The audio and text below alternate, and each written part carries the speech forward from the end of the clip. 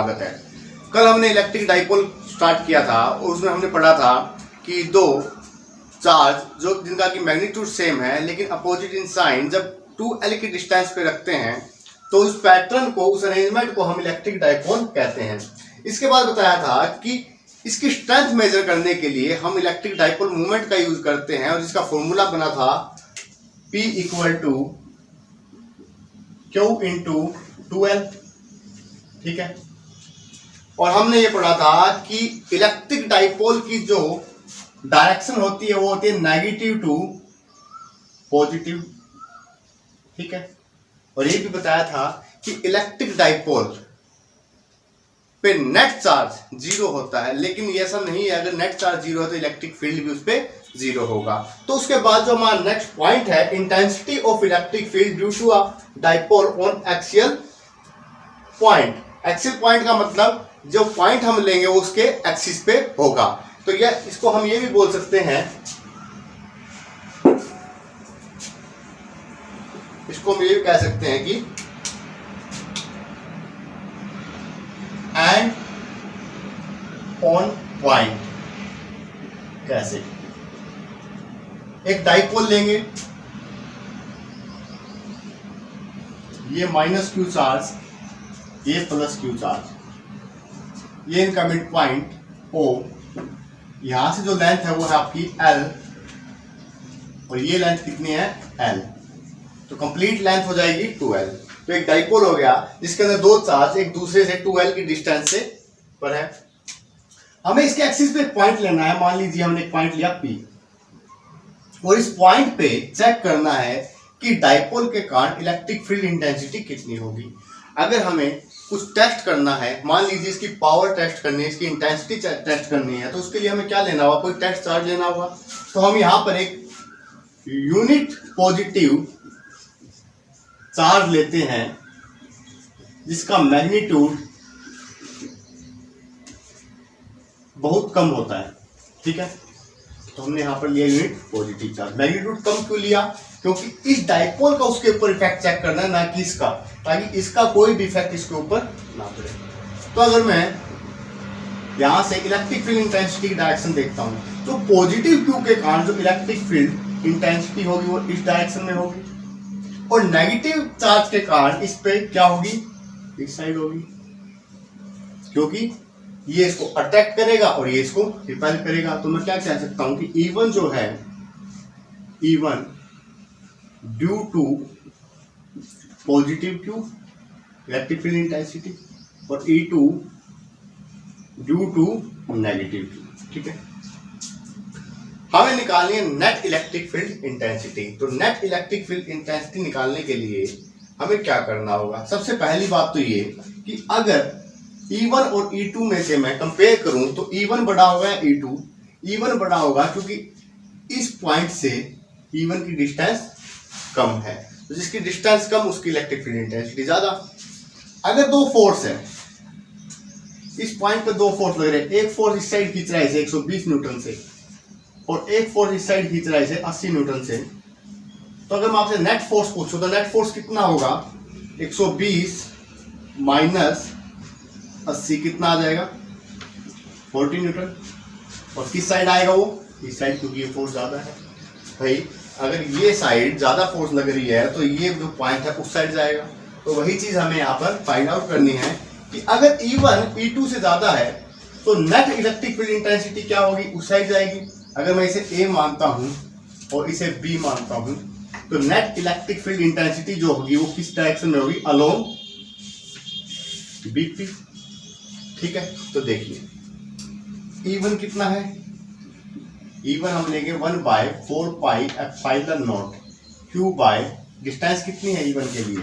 इस पॉइंट पे E1 के लिए डिस्टेंस देखते हैं। अगर मैं इसकी डिस्टेंस मानी मैंने यहां से इस पॉइंट से R, ठीक है, इस पॉइंट से इस P की डिस्टेंस R है, तो ये जो डिस्टेंस होगी इस पॉइंट से यहां तक, ये कितनी आ जाएगी? ये आ जाएगी आपकी R - L।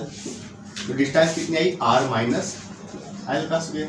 ठीक है, अलोंग अगर मैं वेक्टर की फॉर्म में लेता हूं तो अलोंग BP E2 कितना आएगा, E2 आएगा 1/4πε0 Q बाय, अब डायरेक्ट इसकी डिस्टेंस निकालिए, इस पॉइंट से इस पॉइंट की डिस्टेंस कितनी होगी, यहां तक हो गई इसकी R और प्लस L, तो ये डिस्टेंस आ गई आपकी R प्लस L।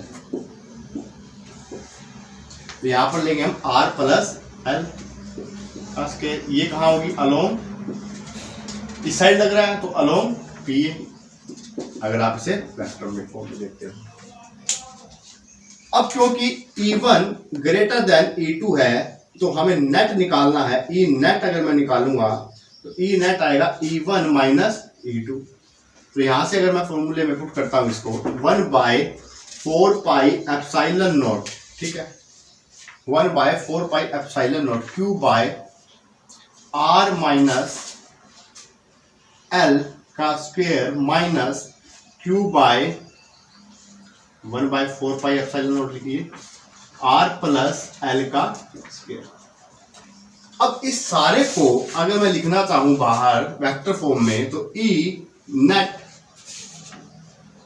ये होगा अलोंग BP, क्योंकि आखिरी में जो रिजल्टेंट आएगा वो अलोंग BP आएगा, क्योंकि E1 बड़ा है E2 से। तो मैंने अभी फोर्स का फॉर्मूला बताया था, उसी तरह से हम यहाँ पर अलोंग BP इसको कर लेंगे।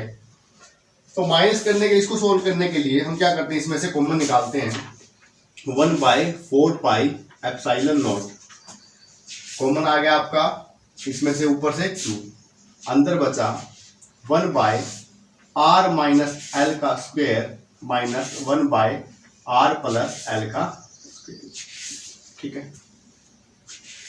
साथ में लिखना चाहो तो बार बार लिख दीजिए कि अलोंग BP, ये सिर्फ वेक्टर फॉर्म शो करने के लिए।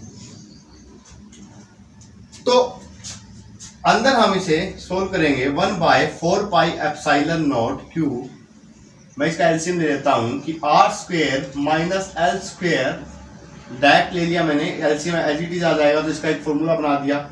ऊपर बचेगा, इधर आएगा ऊपर R प्लस L का होल स्क्वायर और इधर आएगा R माइनस L का होल स्क्वायर। तो खोल देते हैं इस फॉर्मूले को, R square plus L square plus 2RL minus R square minus L square minus ये प्लस हो जाएगा 2RL। तो R से R गया, L से L गया, तो इससे नेक्स्ट जो आएगा आप नोट कर लीजिए इसको ताकि आगे रफ करके लिखें। तो इसके बाद क्या आएगा, इसके बाद 1/4πε0 ऊपर बचेगा Q, अंदर बचेगा 4RL, 2RL plus 2RL 4RL upon में R square minus L square, ये आ गया, ठीक है।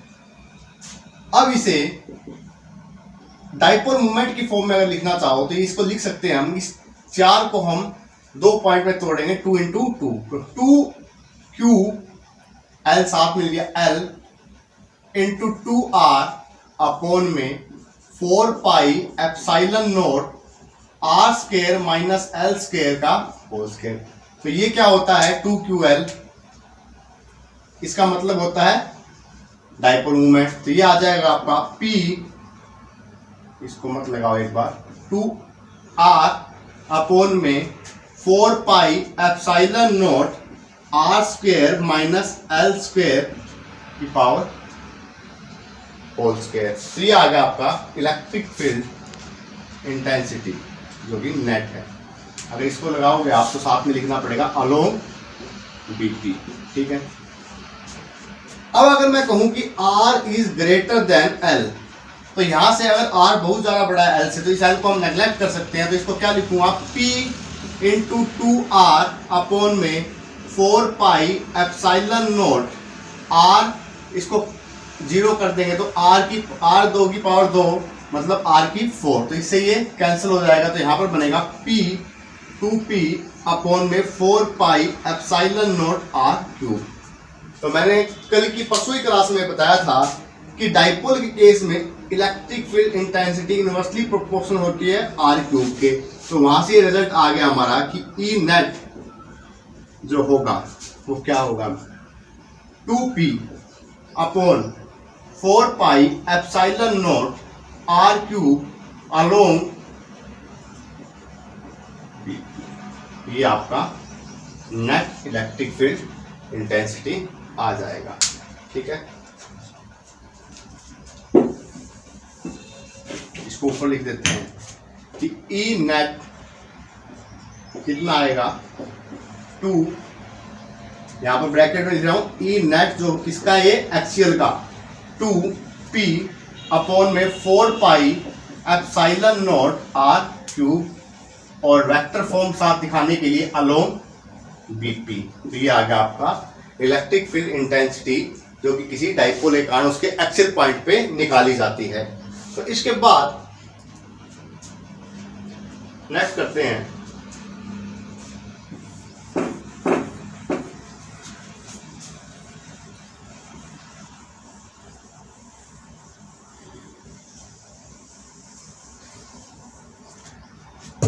Electric field due to a dipole on equatorial point. Electric field intensity due to a dipole on equatorial point. देखिए, इसके अंदर हमें फिर से एक डाइपोल लेना होगा, ये माइनस क्यू, ये प्लस क्यू, और ये एक मिड पॉइंट है जहां से इसकी डिस्टेंस है L और ये डिस्टेंस है L। ठीक है, इक्वेटोरियल पॉइंट होगा ये, मान लीजिए डिस्टेंस आपकी R। ठीक है, इस पॉइंट पे आपको इलेक्ट्रिक फील्ड इंटेंसिटी निकालनी है इस डाइपोल के कारण, तो आपको इससे मिलाना होगा।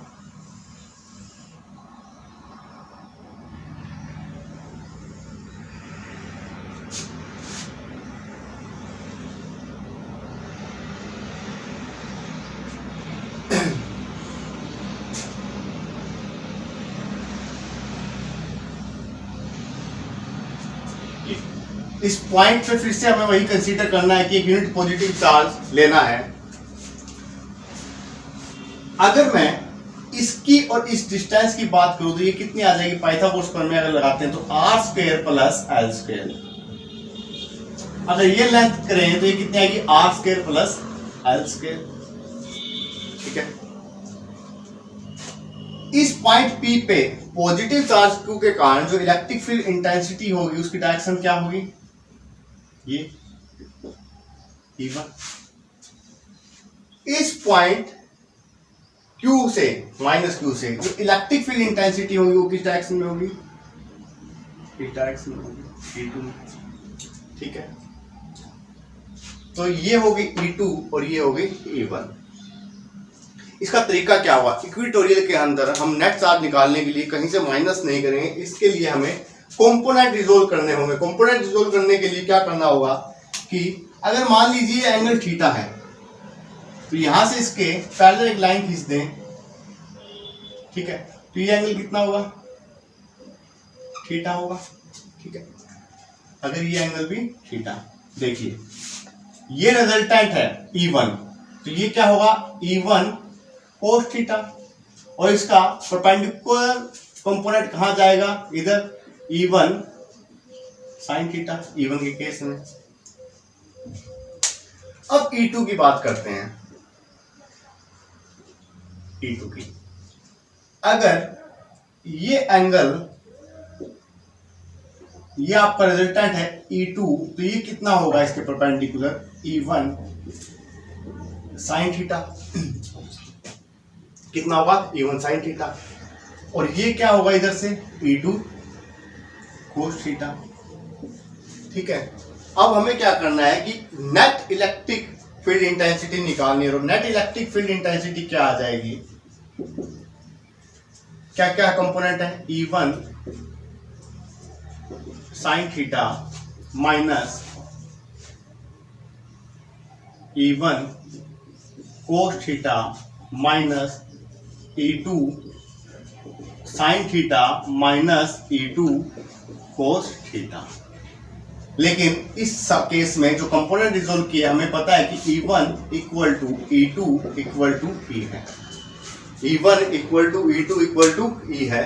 तो हम क्या करेंगे, ये कट जाएगा इससे और ये दोनों आपस में ऐड हो जाएंगे, क्योंकि E1 इक्वल टू E2 है। इन्हें मैं कह सकता हूं कि E कोस थीटा या E1 कोस थीटा या E2 कोस थीटा माइन अगर ऐड करेंगे तो, लेकिन आएगा माइनस का। ठीक है, कोई भी एक लगा लीजिए आप। तो E नेट आ गया आपका 2 माइनस के 2 E1 कोस थीटा या माइनस के 2 E2 कोस थीटा या माइनस के 2 E कोस थीटा। लेकिन अगर मैं मैग्नीट्यूड लेता हूं इसका, तो मैग्नीट्यूड में माइनस का साइन नहीं लेना होगा। तो ये क्या होगा 2E कोस थीटा, तो यहां से आ जाएगा 2E कोस थीटा। अब E की वैल्यू क्या होगी इसके अंदर, E की वैल्यू अगर हम निकालें तो E की वैल्यू क्या आएगी, E की वैल्यू आएगी, क्योंकि चाहे तो आप ये चार्ज ले लीजिए या ये चार्ज लीजिए, डिस्टेंस तो इसकी इससे बराबर है। तो E क्या आएगा, E आएगा 1/4 pi epsilon naught Q upon में R स्क्वायर मतलब प्लस L रूट फिर इसका होल स्क्वायर, तो ये इससे कट जाएगा। तो E की वैल्यू आ गई 1/4 pi epsilon naught Q upon में R square plus L square. ठीक है, E का मान आ गया। कोस थीटा क्या होगा, अगर मैं इस परपेंडिकुलर इसको मान लूं तो ये क्या हो गए राइट एंगल ट्रायंगल। इस राइट एंगल ट्रायंगल में कोस थीटा क्या होता है, कोस थीटा होता है बेस अपॉन में हाइपोटेन्यूज। बेस कितना है L और हाइपोटेन्यूज कितना है, तो बेस है L, हाइपोटेन्यूज कितना है R square plus L square under root. तो अब आपके पास E की वैल्यू है, कोस थीटा की वैल्यू है, और वैल्यू इसमें अगर हम पुट करें तो E नेट कितना आएगा, E नेट आएगा आपका 2 into 1/4 pi epsilon naught Q upon में R square plus L square into cos theta की value L by R square plus L square. ठीक है, तो ये आपकी वैल्यू आ गई। इसको यहां लिख रहे हैं कि E नेट की वैल्यू क्या बनेगी। इसका मतलब क्या है, इसका मतलब है पावर 1/2, इसका मतलब पावर 1 है। तो इसको अगर कंबाइन लिखें तो 1/4 पाई एप्सिलॉन नॉट, नीचे लिख देता हूं R square plus L square की पावर 3/2। क्या बच गया 2QL, तो इसे मैं लिख सकता हूं 2QL।